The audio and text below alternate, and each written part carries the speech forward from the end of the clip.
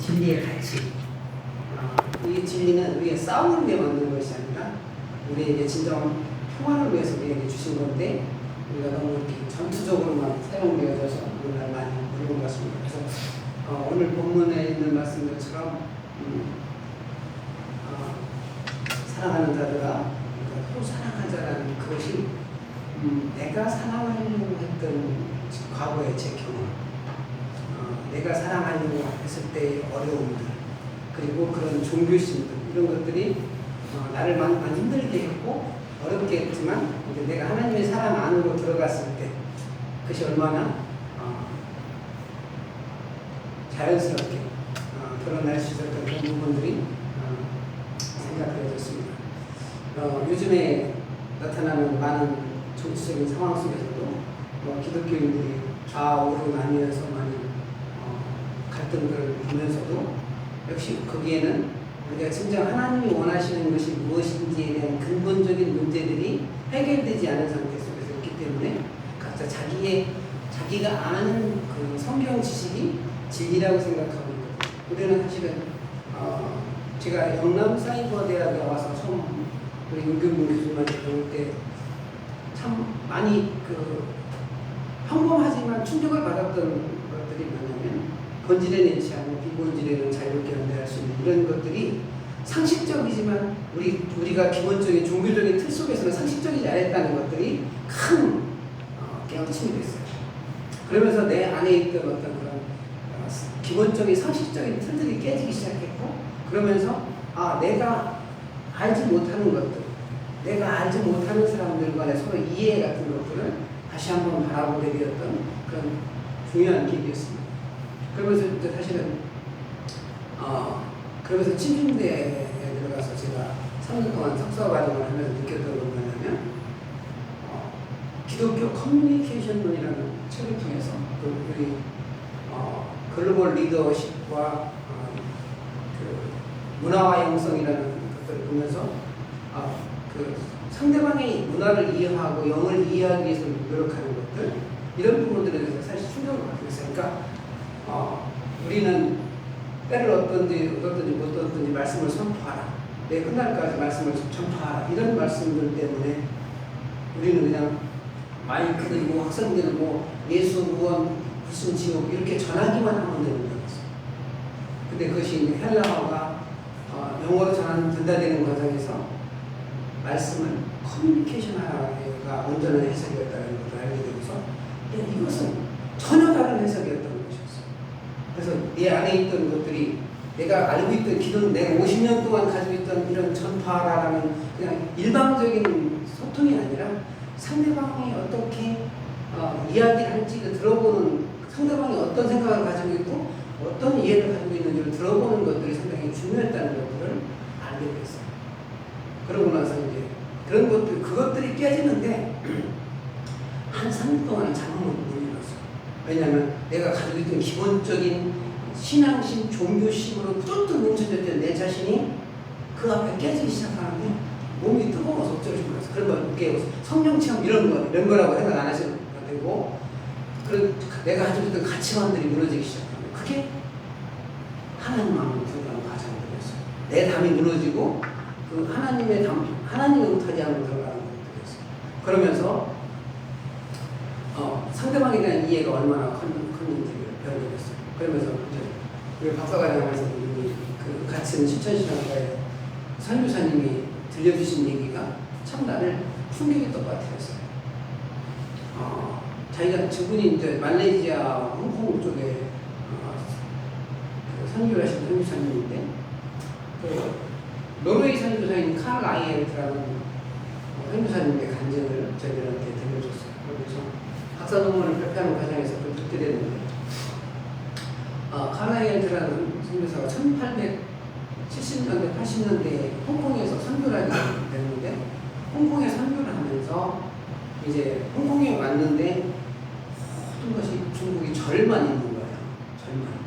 그리고 이렇게 선교를 하려고 그러니까 이렇게 발붙이고 있을 기독교가 전할 수 있는 분위기가 아닌 거예요. 그래서 1년 동안을 그 홍콩을 1년 동안 살피고 다닌 거예요. 그러니까 이제 노르웨이 본부에 선교 본부에서 왜 그 선교의 열매가 없냐, 보고가 없냐, 왜 선교에 대한 그 결과가 나타나지 않느냐, 그러고서 이제 이 칼라이아 선교사가 머리를 깎았어요. 절로 들어갔어요. 그래서 믿음의 배신자다. 이게 어떻게 그럴 수 있느냐. 그래서 7년 동안을 스님들과 함께 지냈어요.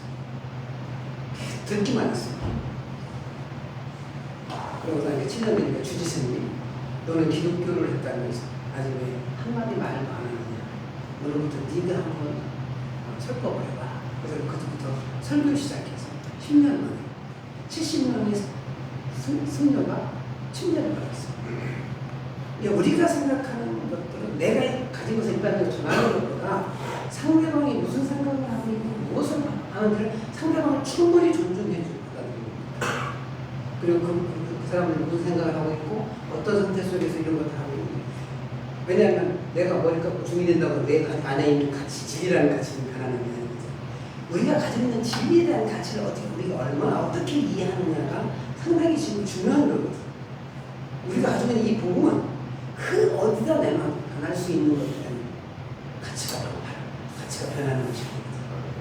우리가 가지고 있는 그 복음의 가치에 대한 이해가 오늘날 우리 한국 사회에 이 대한민국 교회가 가장 가져야 되는 알아야 되는 문제라고 생각합니다. 얼마나 오늘 우리가 내일 모레면 크리스마스잖아요. 이 크리스마스가 얼마나 소중한지에 대한 예수님이 이 땅에 오셨다는 그 가치가 이것이 얼마나 역사적인 사실이고 우리에게 확실하게 가르쳐주는 거지. 오늘 여기 읽었던 것처럼 그가 우리가 화목장으로 이 땅에 오셔서 하늘문을 열어놓으신 겁니다. 근데 그게 우리만 아니라 온 세상을 위해서. 이분은 어떻게 우리를 이해하신 것이냐면 아까 칼라이아 선교사님은 그 스님들을 이야기해서 순종하기 시작한 것처럼 우리를 이해하시기 위해서 육신의 모양으로 오셔서 우리가 이 땅에 오셨다는 걸 기억하시면 10달 동안 여자의 태 속에 있었다는 걸 잘 기억을 안 하시고 이건 엄청난 은혜거든요. 우리를 온전히 이해하시기 위한 일입니다. 창조주께서 우리를 이해하시기 위해서 10달 동안 창조주께서 여자의 몸속에서 10달을 지내셨다는 겁니다. 이게 우리를 이해하는 하나님의 기본적인 본질, 우리를 이해하는 본질이었어요. 우리를 이해하시기 위해서 그리고 30년 동안이라는 세월을 인간의 모양으로 오셨어요. 우리가 지금 이 다 성인이 돼서 유치원에 가서 유치원 수업을 똑같이 받아보면 참 답답하겠죠. 그런데 창조주께서 유신의 모양으로 그것들을 다 이겨내서 우리한테 내어주셨어요. 자신을 내어주셔서 이 땅에 오신 것이 이것이 우리는 그냥 예수님이 오셨다는 것으로 표현하기에는 너무나 아쉽고 안타까워요. 그분이 오신 것은 우리에게는 진짜 놀라운 영광이고 축복이고 은혜인 것이죠. 그리고 제가 우리 아닌 전사님들, 목사님들이 크리스마스가 그때가 아니다라고 막 그 열변을 토하고 크리스마스가 잘못됐다. 특히 또 이단에 있는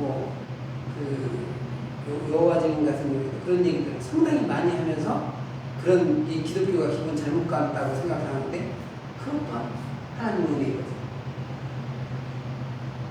자기 생일을 세상이 원하는 생일로 내어주시는 겁니다.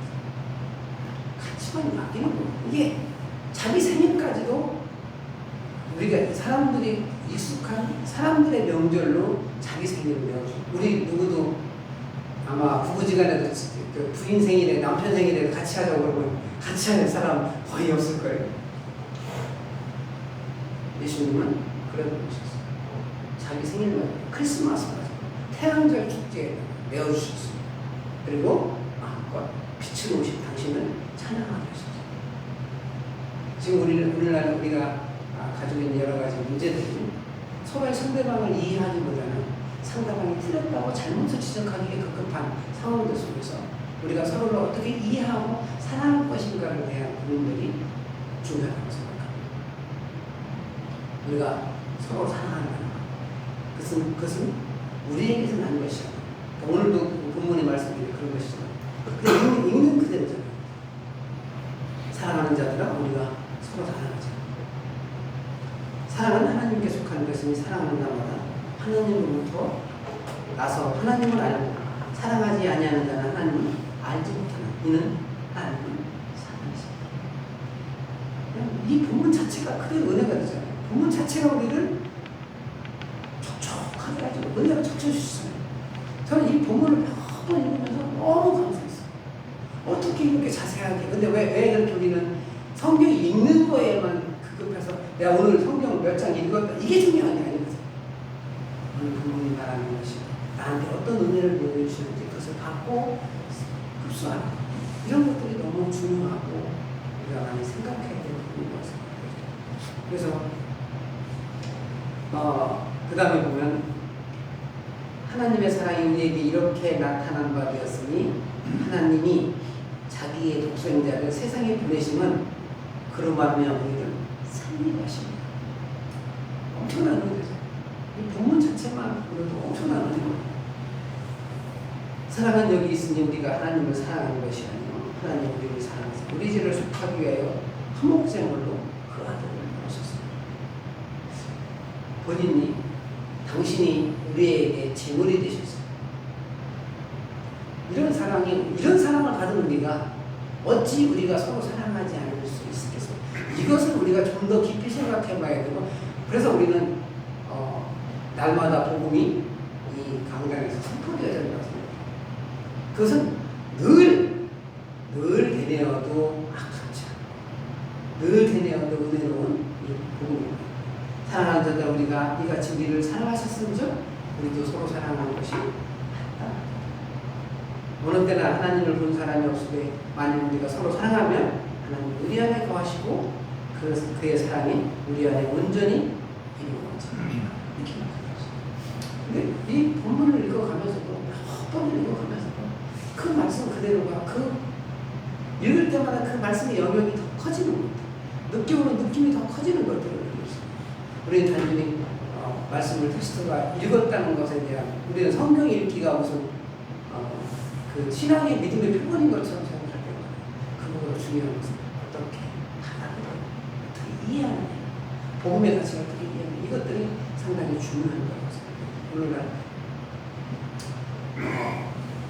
대한민국에서 상식적으로 일어나지 못한 일들이 많이 일어나고 가치관의 혼돈 속에서 많은 사람들이 자기가 하고 싶은 얘기들만 하고 이런 상황 속에서 우리가 이 상황들을 어떻게 풀어갈까는 결국은 우리가 복음의 가치와 복음의 본질들을 이해하는 것, 그리고 특히 교회가 자기 목소리를 내기보다는 하나님의 사랑의 근원이 무엇이며 우리가 지금 어떤 위치에 있는지 하나님의 사랑은 어떤 위치에 있는지를 이해하는 것이 가장 중요하다고 생각합니다.